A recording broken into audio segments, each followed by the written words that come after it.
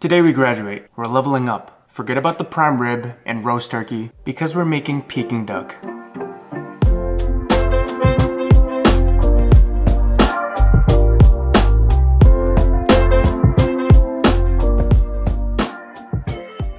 I know it sounds intimidating. That's what I thought at first. But with a few important steps, I'd say it's actually quite difficult to mess this up. So we need a duck. You don't want something too big. This is about 3.5 pounds.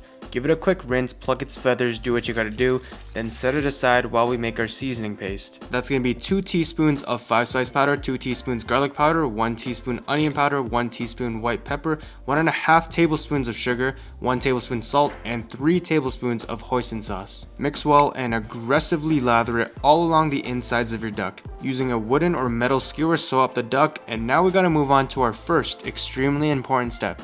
You're gonna need a bike pump, which I feel like most people have, and if you don't, just go buy one, you'll need it eventually. For the lazy people out there, I've tried omitting this step and even using alternatives like blowing with the straw.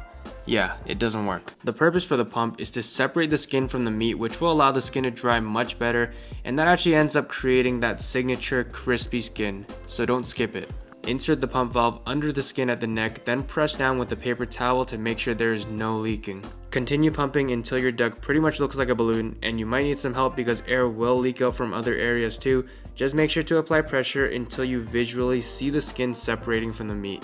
Into a saucepan, add 2.5 cups of water, 70 grams of Chinese red vinegar, and 100 grams of maltose. The maltose is important to create a sticky outer coating on the duck, and if you never work with it, just know it is insanely annoying, as you can tell. Anyways, you want to heat this up over a stove until fully dissolved, then set aside. Grab a double meat hook, which looks like this, and poke it right through each armpit or wing pit, and what this does is allow us to hold it easier. Pour over a full kettle of boiling hot water to tighten back up the skin, then pour over our maltose red vinegar mixture all over the skin as well. The hard part is basically done, and now we can just hang our duck in the fridge for 24 to 48 hours so that the skin dries up.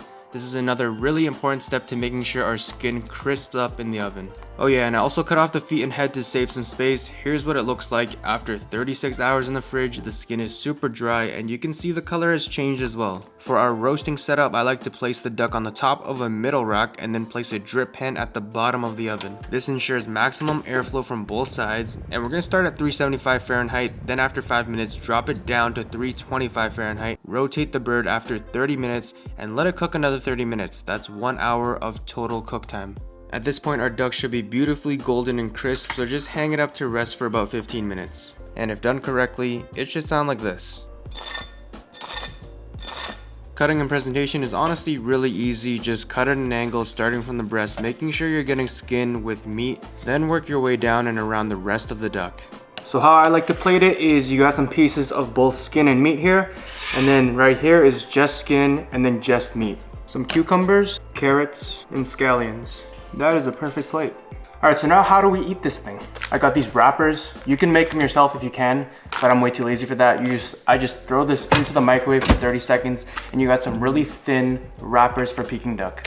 Hoisin sauce on the bottom, a couple pieces of our duck, cucumber, and green onion.